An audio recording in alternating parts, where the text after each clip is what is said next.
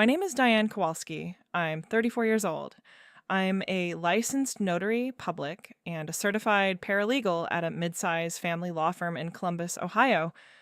Every day, I sit across from people whose marriages are ending. I witness signatures on divorce papers, custody agreements, property settlements, separation decrees. I hand people a pen and I watch them sign their name to the worst day of their life. I know what a marriage looks like when it stops being a marriage. I know what it looks like on paper. I know what it sounds like when someone sits across from me and tries very hard not to cry and almost makes it. I have been doing this job for 10 years. I have seen every version of this story. The husband who moved money 3 years before he asked for a divorce. The wife who opened a second email address and thought no one would find it. The business partner who was also the affair partner. The in-laws who helped hide assets and renovation invoices. I have seen the spreadsheets and the bank statements and the text message screenshots blown up to full page size and slid across a conference room table. I have seen the moment a person realizes their entire life was a performance staged entirely for their benefit. I thought I was immune to surprise. I thought 10 years of other people's worst moments had made me unshockable. I thought I understood betrayal professionally, the kind you document, the kind you file, the kind that gets a case number and a courtroom and a settlement figure typed at the top of a legal pad. Then last October, my husband of 7 years handed me a manila envelope across our kitchen table. "I hired someone to follow you," he said. "I know what you've been doing." I looked at the return address on the corner of the envelope. My hands went cold.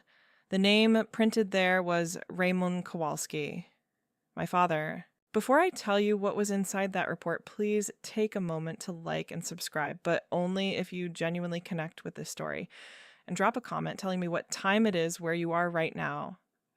I always love seeing where you're all listening from. Now, let me take you back to Columbus, Ohio.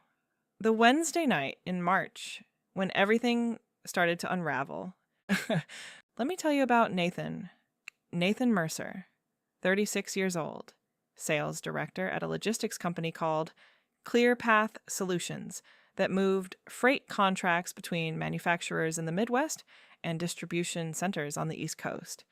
He wore good shoes and remembered people's names and could make anyone in a room feel like the most interesting person there. I know because he did it to me first. We met at a mutual friend's wedding in the summer of 2017 at a vineyard outside of Columbus. He danced badly and laughed about it, and I thought, this one is honest. That was the thing about Nathan. He seemed honest. He had a face that seemed built for honesty, open and easy, the kind of face you want to believe. We dated for 2 years. He met my father 6 months in, which was not something I did lightly. Raymond Kowalski is not an easy man to impress, and he is an impossible man to fool, or so I believed.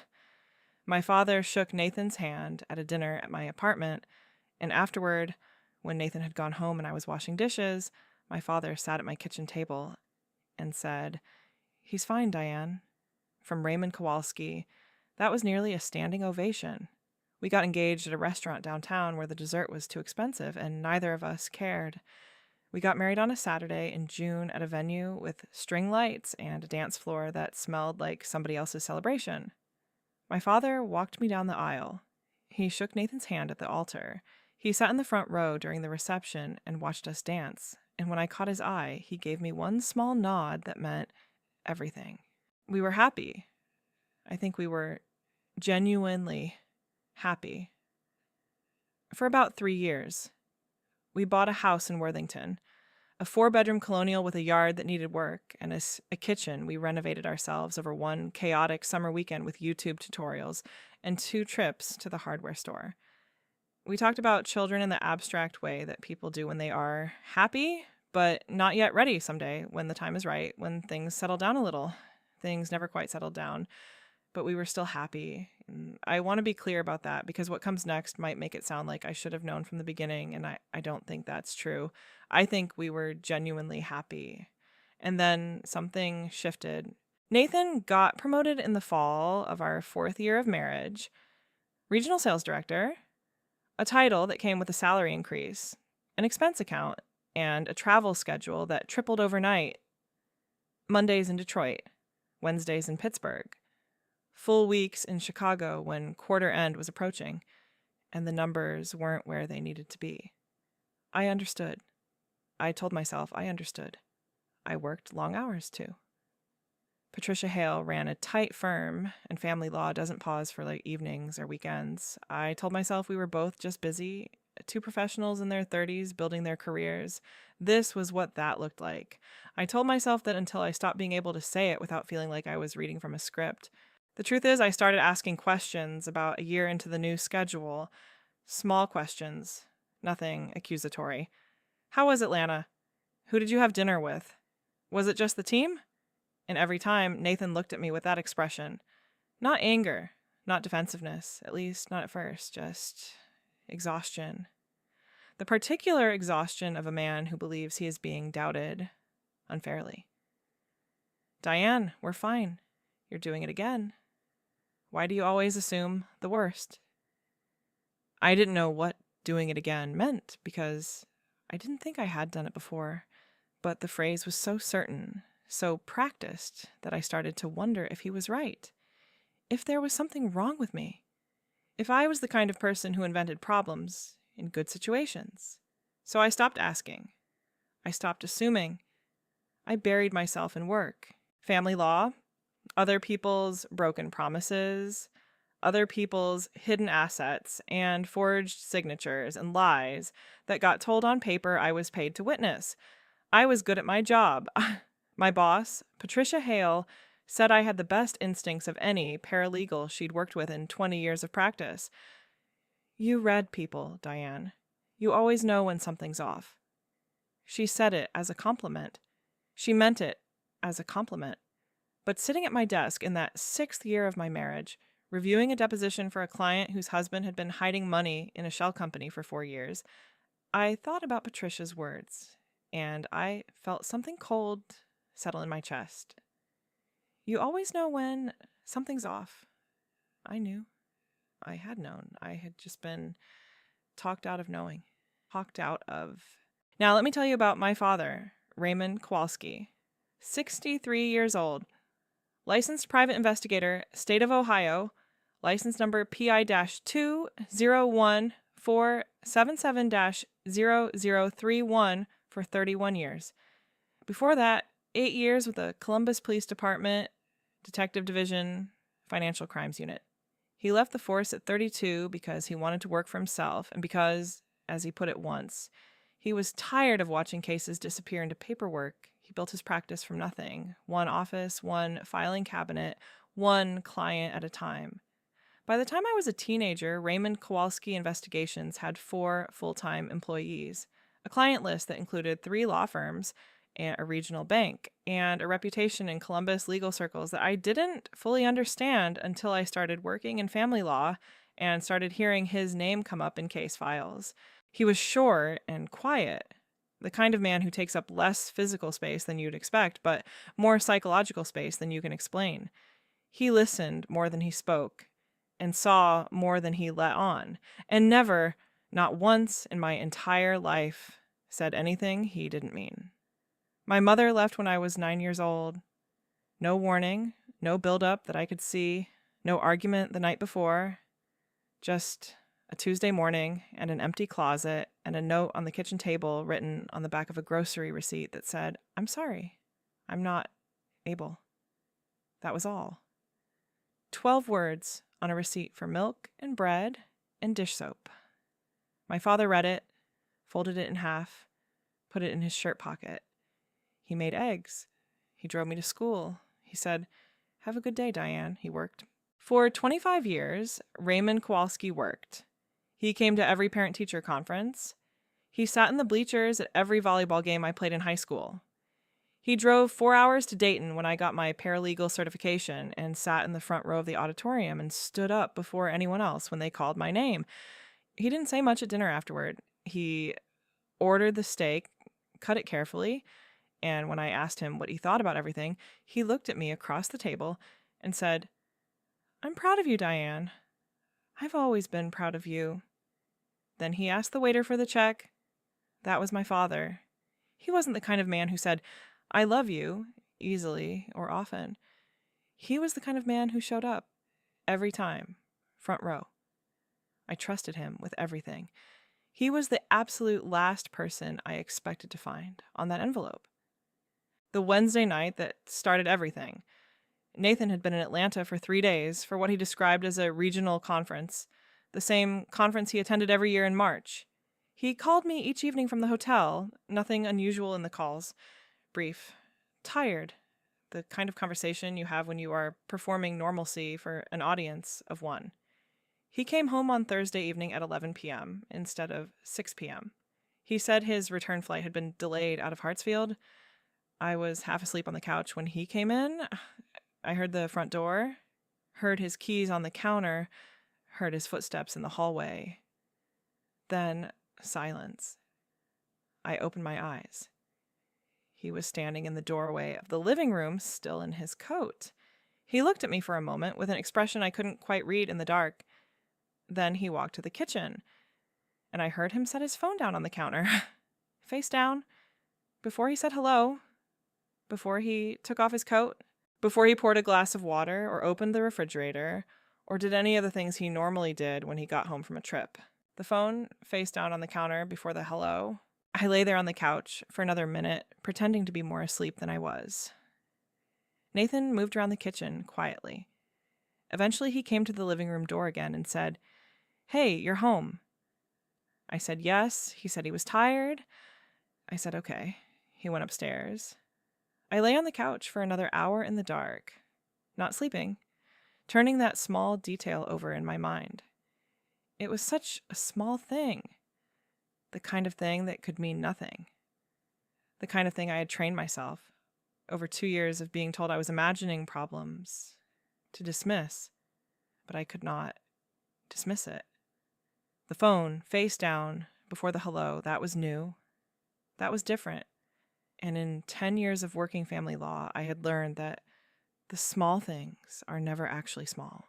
The next morning, I sat at my desk at work and stared at a custody agreement that had been sitting in my review queue for 3 days. Patricia knocked on my office door at 10 and asked if I was all right. I said I was fine. She looked at me the way she looked at clients who said they were fine, which meant she did not believe me, but she was not going to push. I spent the rest of the morning not reviewing the custody agreement and thinking about my father and what he does for a living. I picked up my cell phone at 11:47 a.m. and scrolled to my father's name in my contacts and held my thumb over the call button for a long moment. Then I set the phone down. I wasn't ready to say it out loud yet. Saying it out loud made it real. I wasn't ready for it to be real. At 12:03 p.m., Nathan called me. "Hey, we should talk tonight." His voice was careful, measured. The voice he used in difficult client calls when he needed to deliver bad news without losing the relationship. "Just leave your work phone at the office when you come home. And don't bring anything home you wouldn't want me to see." He paused. "Okay." I said, "Okay." He hung up. I sat at my desk with my cell phone in my hand and read that sentence back to myself 4 or 5 times. "Don't bring anything home you wouldn't want me to see." He thought I was the one hiding something. My husband had hired someone to investigate me, and he was so certain of what they had found that he was telling me to prepare myself. That was what that sentence meant. That was the only thing it could mean. I sat with that understanding for 4 hours and 43 minutes before I drove home. When I pulled into the driveway that evening, Nathan's car was already there, which almost never happened. He was never home before me on a weekday. The lights in the kitchen were on, and I could see him through the window sitting at the table before I even got out of the car. I sat in my own driveway for 2 full minutes.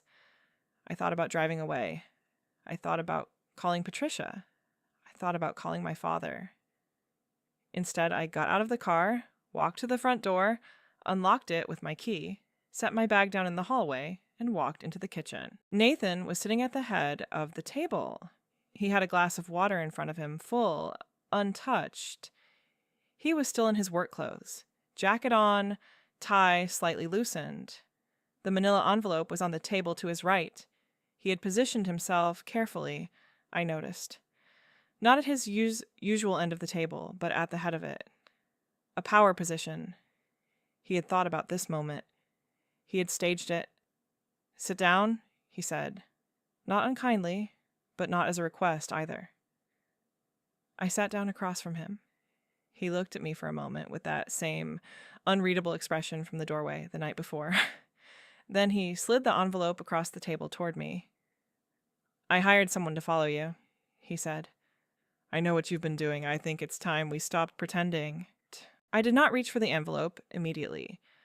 I looked at the return address in the upper left corner. The print was small, standard business font, the kind my father used on all his official correspondence.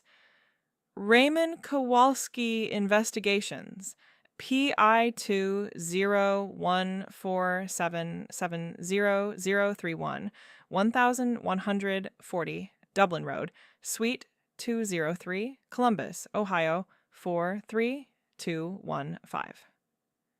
I had been to that office hundreds of times. I had done homework at the desk in the corner while my father worked late on cases. I knew the address by heart. The room did not spin. It did not tilt. It went very, very still, like the moment just before something breaks. Nathan, I said, where did you get this name? A colleague recommended him, said he was the best in Columbus. Did you tell him who I was before you hired him? I gave him your name, your photo, our home address, standard intake. That's all? That's all. Why? I looked at the envelope for another moment. Then I opened it.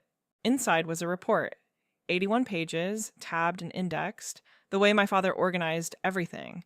Cover page with case number, client name, subject name, date range, then a table of contents, then the reports themselves, one per surveillance event, each with a date, a time, a location, a narrative description, and attached photographs.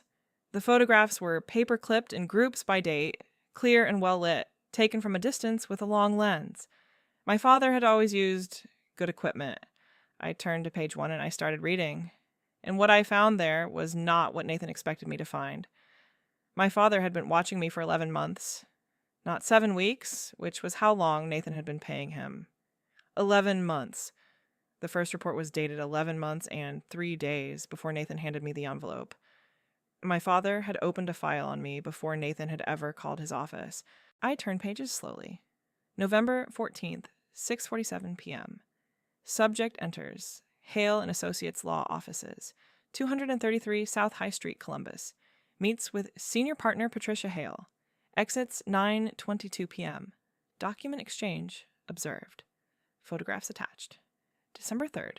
Subject visits. Columbus Legal Aid Society, 1108 City Park Avenue. Speaks with intake coordinator. Female, approximately 30 years old. Duration of visit, 47 minutes. Subject exits carrying a manila folder. Photographs attached. December 19th. Subject returns to Hale and Associates. Meeting duration, 1 hour, 4 minutes. Subject does not carry documents in. Subject carries documents out. Photographs attached. January 8th. Subject visits Franklin County Courthouse, Public Records Office. Speaks with clerk. Duration, 31 minutes. Photocopies documents. Photographs attached. January 19th. Subject copies files at Hale and Associates after hours. Security footage time frame confirmed via exterior camera observation. Delivers to Franklin County Courthouse. Speaks with clerk Joanna Freed. Transaction recorded. January 29th. Subject meets with forensic accountant Dr. Susan Park, 88 East Broad Street, Suite 410. Meeting duration, 2 hours, 17 minutes. Photographs attached. February 11th. Subject returns to Dr. Park's office. Carries documents. Duration, 1 hour, 50 minutes. February 28th. Subject meets with Detective Laura Marsh, Columbus PD. Special Victims Unit, Financial Crimes Division. Location, Morrison's Diner, Grandview Avenue. Meeting duration, 1 hour, 12 minutes. Subject passes envelope to Detective Marsh. Photographs attached. I stopped reading. I set the report down on the table between us. I looked at Nathan. He was watching my face with the careful, controlled expression of a man who believes he is about to win something. Nathan, I said, I need to tell you something. I think I already know. No, I said. You don't. I stood up. I walked to my work bag in the hallway. I reached inside and pulled out a manila folder, dark blue, the kind Patricia used for active case files. I had been carrying it for 2 months. I walked back into the kitchen and set it on the table directly in front of Nathan. Across the top tab, in my own handwriting, Mercer, N, financial documentation, active. Nathan's face changed. The controlled expression cracked just slightly, just enough.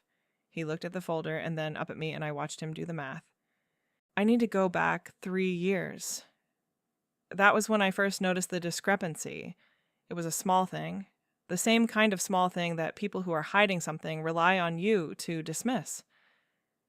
I was reviewing our joint tax return in February, our 3rd year of marriage, sitting at the kitchen table on a Sunday afternoon with a glass of wine and the prior year's document spread out in front of me.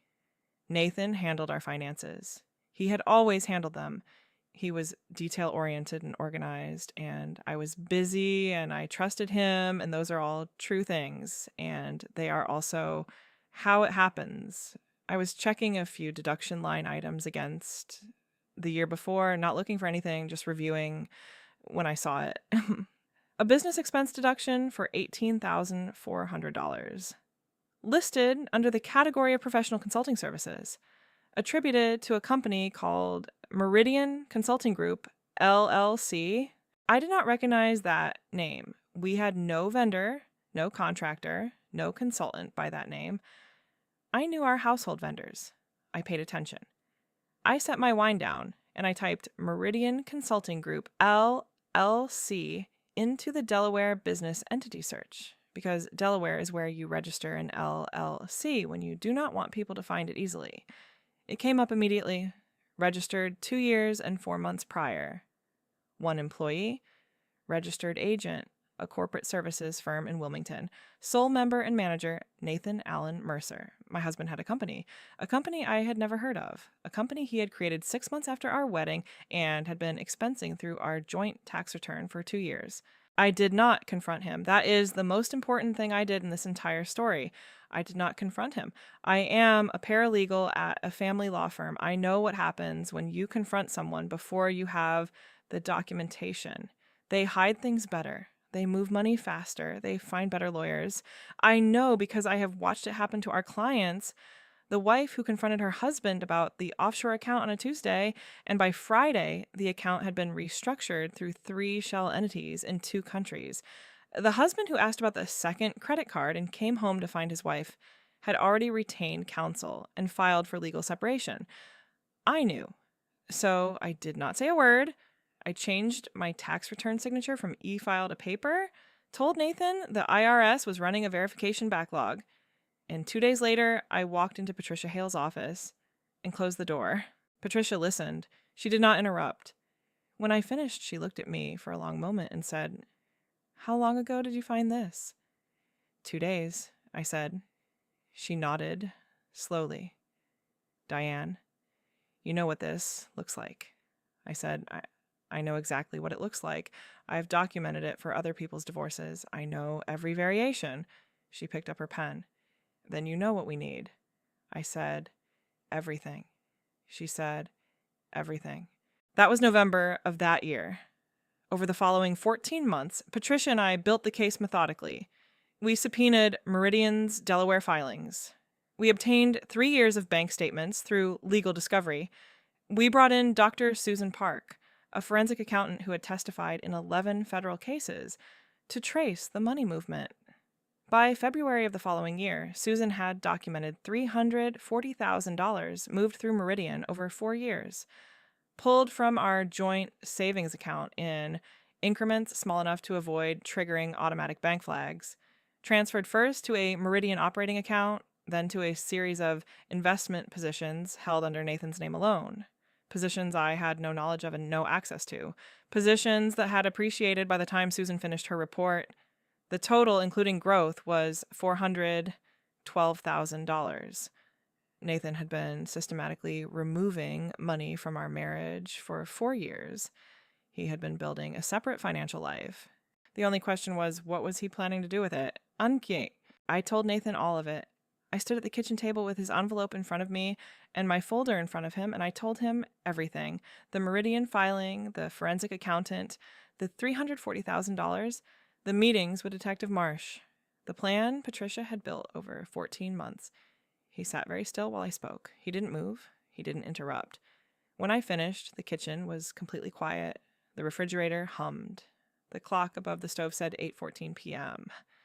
Nathan looked at the blue folder on the table between us for a long time. Then he said very quietly, "You've been building a case against me. In our home, in our marriage." "Yes." "For how long?" I said 3 years. He looked up at me. Something moved across his face that I couldn't fully identify. Not guilt, not anger, something closer to disbelief. As if the idea that I had been watching him, methodically, professionally, with the same tools I used at work every day, had genuinely never occurred to him. "You went to Patricia?" "Yes." "You hired a forensic accountant?" "Yes." "You went to the police?" "Yes." "Oh, 3 years ago?" "Yes." He looked back down at the folder. "And my PI," he said. He picked up the manila envelope. "You didn't know he was watching?" "No." "But he's your father." "Yes." Nathan set the envelope down. He was quiet for a very long time. Then he stood up, pushed his chair back carefully, walked down the hallway, and closed the guest room door behind him. That was the last full conversation we had in that house, and in the morning, when I came downstairs, his car was gone. I called my father at 9:17 p.m., the night Nathan closed that door. He picked up on the second ring, the way he always picked up, no matter what time, no matter what I needed, front row, every time. I said, "Dad, how long have you been watching?" A pause. The particular pause he gave when he was deciding between the easy answer and the true one. Then he said, 11 months. I said, "Why?" Another pause. Longer. I could hear the evening news on low in the background. The same channel he had watched every night since I was a child. Then he said, "I ran Nathan's financials as a routine background check 3 years ago, after you told me about the promotion and the new travel schedule." I said, "Why, you ran a background check on my husband without telling me?" He said, "Well, you're my daughter, Diane. I run checks on everyone who matters to you. I always have.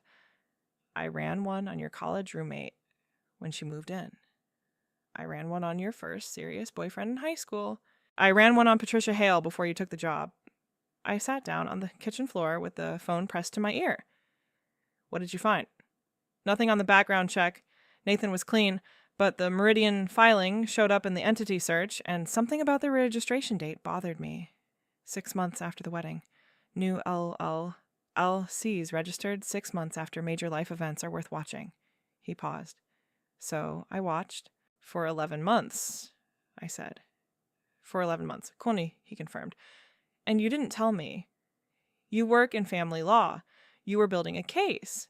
If I had told you I was conducting independent surveillance on your husband, it would have complicated your standing as a future party in the divorce proceedings. You needed clean hands, Diane. I needed you to not know." I leaned my back against the kitchen cabinets and looked at the ceiling. My father had been running a parallel investigation to mine for nearly a year. He had been documenting the same evidence from a different angle, building a corroborating record, protecting the case from the outside while I built it from the inside. All without saying a word. All without asking me for anything. "When Nathan hired you," I said, "he didn't know who you were?" He gave your intake coordinator a fake referral name. A name he said a colleague at ClearPath gave him. He gave your photo and our address. The coordinator flagged it as a potential conflict because our last names matched. She brought it to me before accepting. And you took the job anyway. I ran a conflict check, he said. Technically, there was no prior professional relationship between me and Nathan Mercer.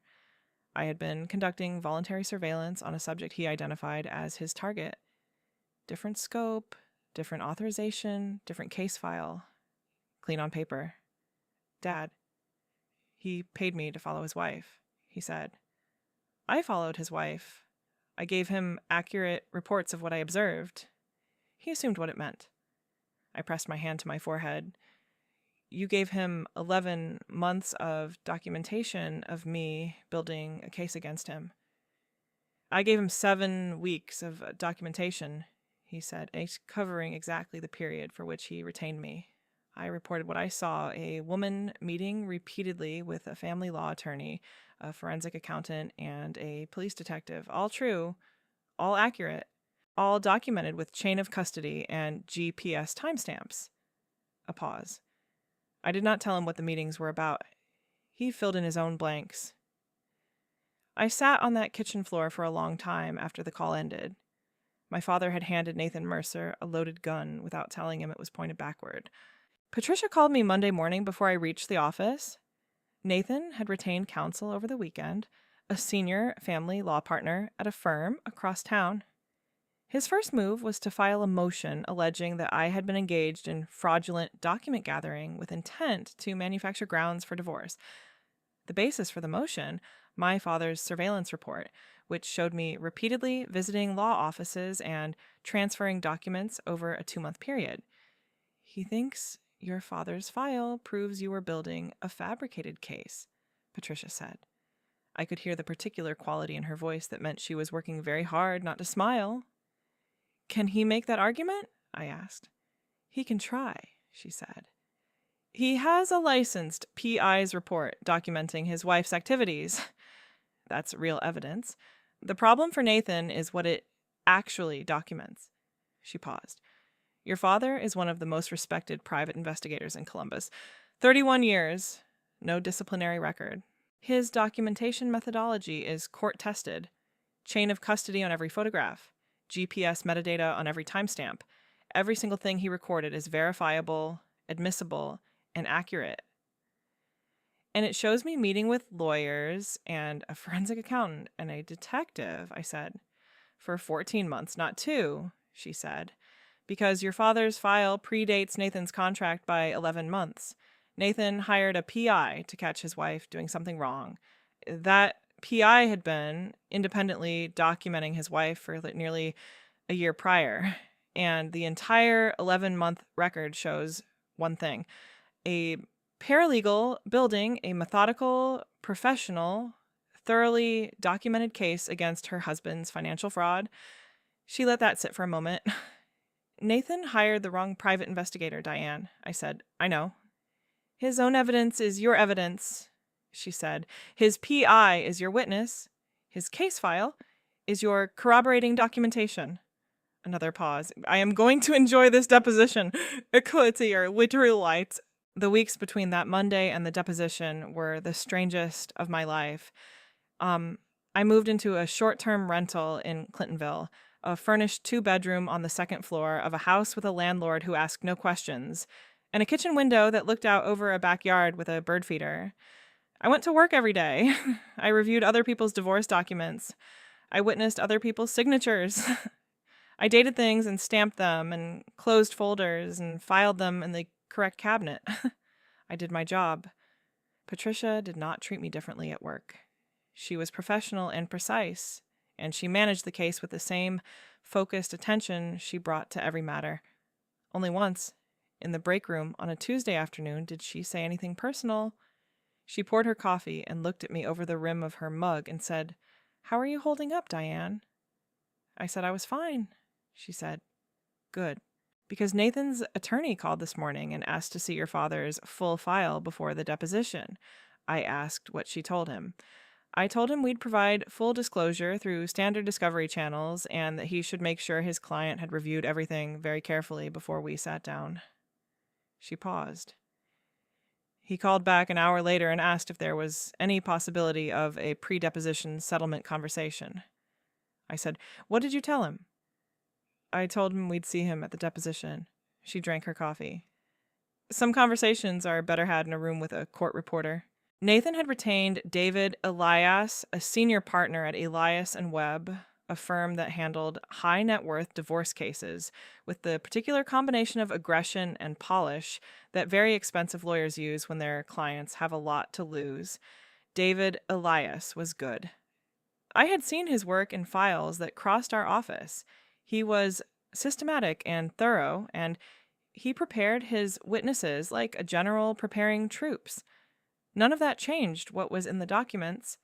The deposition was scheduled for a Thursday morning in November at a conference facility in downtown Columbus, one of those neutral ground suites that law firms book when neither party wants the other in their building. Gray carpet, a long table with too many chairs, a court reporter in the corner with her machine, a window that looked at the parking garage across the street. Nathan came in with David Elias at his right shoulder and a second attorney I didn't recognize at his left. He sat down across from Patricia and did not look at me. I sat to Patricia's right with a notepad I did not use. My father sat 2 seats down from me. He had been subpoenaed as a witness. He sat with his hands folded on the table in front of him and his face completely still, and he looked exactly like what he was, a man who had spent 31 years in rooms exactly like this one and was not remotely concerned about anything in it. David Elias opened by establishing the timeline of Nathan's hiring of Raymond Kowalski Investigations. He was thorough. He had the intake form, the payment records, the signed contract. He walked through the 7 weeks of documented surveillance that Nathan had paid for. He submitted each report as an exhibit. He was building to something, establishing the record of my meetings with Patricia, with Susan Park, with Detective Marsh. He was building the argument that I had been systematically manufacturing a case. When he finished his opening sequence, he leaned back slightly and said, "Mr. Kowalski, you were retained by Nathan Mercer on September 4th to conduct surveillance on Diane Kowalski. Is that correct?" My father said yes. "And your report covers the period from September 4th through October 22nd. My father said, "My report for Nathan Mercer's case covers that period, yes." A small pause. Elias caught it. "For Nathan Mercer's case," he said. "Is there another case?" My father said, "Yes." Nathan's second attorney moved slightly in his chair. Elias said, "Mr. Kowalski, are you saying you had a prior file on Diane Kowalski?" "Yes," my father said. "I opened a voluntary surveillance file on the subject 11 months prior to Mr. Mercer's intake." Elias looked at him for a moment. "Voluntary." "Self-initiated," my father said, based on observations made during a routine background check of the subject's spouse 3 years prior. "You ran a background check on Nathan Mercer?" "Yes." "On whose authorization?" "My own." Elias took a breath. "Mr. Kowalski, why did you open a self-initiated file on your own daughter?" My father looked at him calmly. "Because I noticed something in her husband's financials that concerned me professionally," he said. "And because she is my daughter, and I was not going to wait until she needed me to start paying attention." The room was very quiet. The court reporter's machine made its small, steady sound. Elias conferred with his colleagues in a low voice. Patricia did not move. Nathan stared at the table. Then Elias straightened up and said, "Mr. Kowalski, in the 11 months you conducted independent surveillance prior to Mr. Mercer's contract, did you observe Diane Kowalski engaging in any conduct that could be characterized as marital misconduct?" "No," my father said. "Did you observe conduct that could be characterized as fraudulent?" "No." "What did you observe?" My father folded his hands. "I observed a licensed paralegal using her professional skills, her professional network, and her professional judgment to investigate and document financial fraud perpetrated against her by her spouse." He paused. "I observed her doing her job correctly for 14 months without making a single procedural error." Elias looked at him for a moment, then he looked at his colleagues. Then he said very quietly to the room in general, "I'd like to take a 15-minute recess." Patricia said, "Of course." Nathan did not look up from the table. They did not come back after 15 minutes. They came back after 42 minutes. Elias sat down and said, We'd like to discuss the possibility of settlement. Patricia opened her notepad to the page with the number on it. She turned it and pushed it across the table toward Elias. He looked at it. He looked at Nathan. Nathan looked at the number for a long moment. Then he said, "Fine. Yeah." The settlement was finalized on a Friday afternoon in January, 41 days after the deposition. $340,000 returned in full to the joint account. All investment growth from Meridian positions forfeit. Attorney fees covered by Nathan. The house in Worthington transferred to me with no encumbrances. The joint accounts unfrozen and released to my sole control. Nathan retained his personal accounts and his employment. He was not criminally charged, which was a decision made in consultation with Detective Marsh and with my full agreement. The civil settlement covered the damages. The rest was not my business to pursue. I signed the documents on a Friday at 2 p.m. at Patricia's conference table. The settlement agreement, the property transfer, the financial releases, the non-disclosure terms. I signed each one. I dated each one. I stamped each one with my notary seal.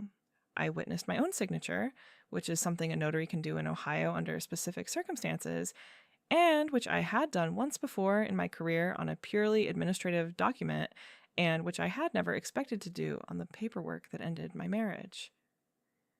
Patricia watched me press the seal into the last page. She said, "I've worked family law for 20 years, Diane. I've never had a case where the opposing PI was the plaintiff's own father, where his evidence corroborated her case, and where the defendant's primary legal strategy collapsed because the investigator he hired turned out to be the most meticulous documenter in the county." She paused. "How do you feel?" I looked at the stamped document in front of me. "Like I did my job," I said. She smiled. "You did more than that." My father and I had dinner the Sunday after the settlement closed.